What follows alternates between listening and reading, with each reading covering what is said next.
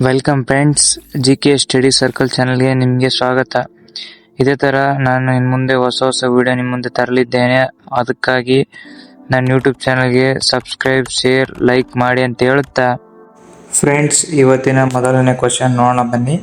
Rowlatt ಕಾಯ್ದೆಯನ್ನು ಅಂಗೀಕರಿಸಿದ್ದು ಯಾವಾಗ?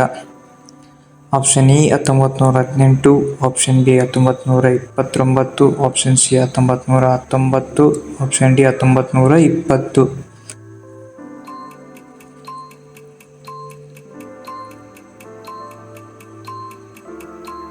ಈ ಕ್ವಶನ್ಗೆ ಸರಿಯಾದ ಆನ್ಸರ್ ಬಂದ್ಬಿಟ್ಟು ಆಪ್ಷನ್ ಸಿ 1919 ಕರೆಯ.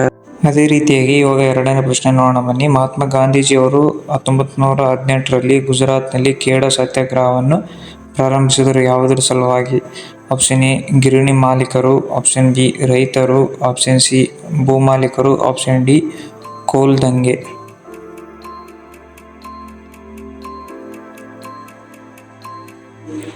ಈ ಕ್ವಶನ್ಗೆ ಸರಿಯಾದ ಆನ್ಸರ್ ಬಂದ್ಬಿಟ್ಟು ಆಪ್ಷನ್ ಬಿ ರೈತರು. ಅದೇ ರೀತಿಯಾಗಿ ಇವಾಗ ಮೂರನೇ ಪ್ರಶ್ನೆ ನೋಡೋಣ ಬನ್ನಿ. ಸಾರನಾಥದಲ್ಲಿರುವ ಸಿಂಹ ರಾಜಧಾನಿ ಯಾವ ರಾಜನಿಗೆ ಸೇರಿದೆ?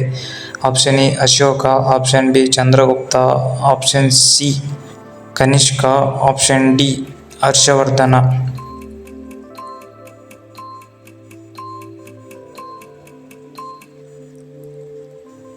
ಈ ಕ್ವಶನ್ಗೆ ಸರಿಯಾದ ಆನ್ಸರ್ ಬಂದ್ಬಿಟ್ಟು ಆಪ್ಷನ್ ಎ ಅಶೋಕ. ಅದೇ ರೀತಿಯಾಗಿ ಇವಾಗ ನಾಲ್ಕನೇ ಪ್ರಶ್ನೆ ಯಾವ ರೀತಿ ಇದೆ ಅಂತ ನೋಡೋಣ ಬನ್ನಿ.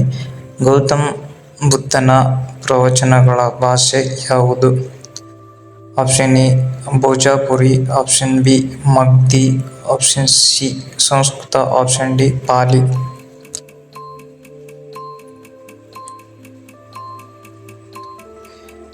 ಈ ಕ್ವಶನ್ಗೆ ಸರಿಯಾದ ಆನ್ಸರ್ ಬಂದ್ಬಿಟ್ಟು ಆಪ್ಷನ್ ಡಿ ಪಾಲಿ. ಅದೇ ರೀತಿಯಾಗಿ ಇವಾಗ ಐದನೇ ಪ್ರಶ್ನೆ ಯಾವ ರೀತಿ ಇದೆ ಅಂತ ನೋಡೋಣ ಬನ್ನಿ. ಈ ಕೆಳಗಿನ ಯಾವ ರಾಜ್ಯವು ದ್ವಿಸದಸ್ಯ ಶಾಸಕಾಂಗವನ್ನು ಹೊಂದಿಲ್ಲ? Option A Karnataka, option B Tamil Nadu, option C Maharashtra, option D ಪಶ್ಚಿಮ ಬಂಗಾಳ.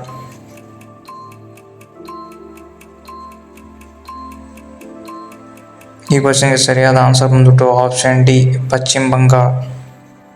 ಅದೇ ರೀತಿಯಾಗಿ ಇವಾಗ ಆರನೇ ಪ್ರಶ್ನೆ ಯಾವ ರೀತಿ ಇದೆ ಅಂತ ನೋಡೋಣ ಬನ್ನಿ. ಪೂರ್ವ ಭಾರತ ಸಂಘವನ್ನು ಯಾವಾಗ ಸ್ಥಾಪಿಸಲಾಯಿತು?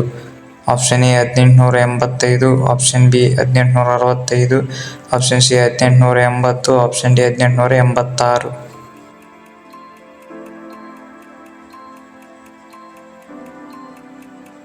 ಈ ಕ್ವಶನ್ಗೆ ಸರಿಯಾದ ಆನ್ಸರ್ ಬಂದ್ಬಿಟ್ಟು ಆಪ್ಷನ್ ಡಿ 1886. ಅದೇ ರೀತಿಯಾಗಿ ಇವಾಗ ಏಳನೇ ಪ್ರಶ್ನೆ ಯಾವ ರೀತಿ ಇದೆ ಅಂತ ನೋಡೋಣ ಬನ್ನಿ. ವಿವೇಕಾನಂದರು ರಾಮಕೃಷ್ಣ ಮಿಷನ್ ಯಾವಾಗ ಸ್ಥಾಪಿಸಿದರು? Option A 1867, option B 1897, option C 1890, option D 1885.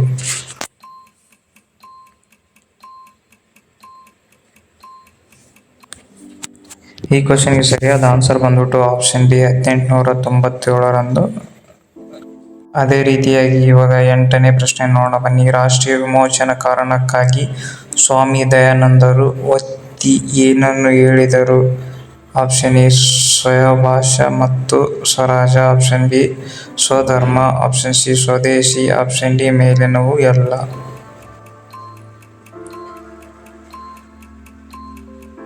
ಈ ಕ್ವಶನ್ಗೆ ಸರಿಯಾದ ಆನ್ಸರ್ ಬಂದ್ಬಿಟ್ಟು ಆಪ್ಷನ್ ಡಿ ಮೇಲಿನ ಎಲ್ಲ. ಅದೇ ರೀತಿಯಾಗಿ ಒಂಬತ್ತನೇ ಪ್ರಶ್ನೆ ನೋಡೋಣ ಬನ್ನಿ ಯಾವ ರೀತಿ ಇದೆ ಅಂತ. ಭಾರತದ ಸಂವಿಧಾನವನ್ನು ರಚಿಸಲು ಸಂವಿಧಾನ ಸಭೆಯು ಎಷ್ಟು ಅಧಿವೇಶನಗಳನ್ನು ತೆಗೆದುಕೊಂಡಿತ್ತು? Option A 11, option B 12, option C 19, option D 21.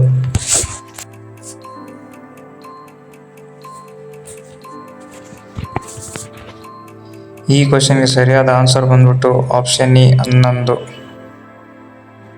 ಅದೇ ರೀತಿಯಾಗಿ ಇವಾಗ ಹತ್ತನೇ ಪ್ರಶ್ನೆ ಯಾವ ರೀತಿ ಇದೆ ಅಂತ ನೋಡೋಣ ಬನ್ನಿ.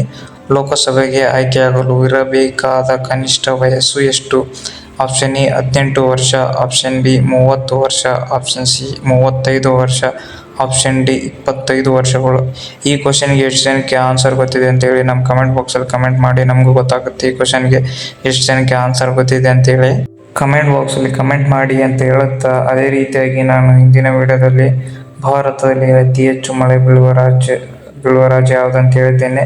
ಇನ್ನು ನೋಡಿಲ್ಲ ಅಂದರೆ ಪ್ಲೇಲಿಸ್ಟಲ್ಲಿ ಐತೆ, ಹೋಗಿ ಒಂದು ಟೈಮ್ ಆ ವಿಡಿಯೋ ನೋಡಿ. ಇದೇ ಥರ ಹೊಸ ವಿಡಿಯೋಕ್ಕಾಗಿ ನನ್ನ ಯೂಟ್ಯೂಬ್ ಚಾನಲ್ಗೆ ಸಬ್ಸ್ಕ್ರೈಬ್ ಆಗಿ ಇದೇ ಥರ ಸಪೋರ್ಟ್ ಮಾಡ್ತಾ ಇರಿ. Thank you for watching friends.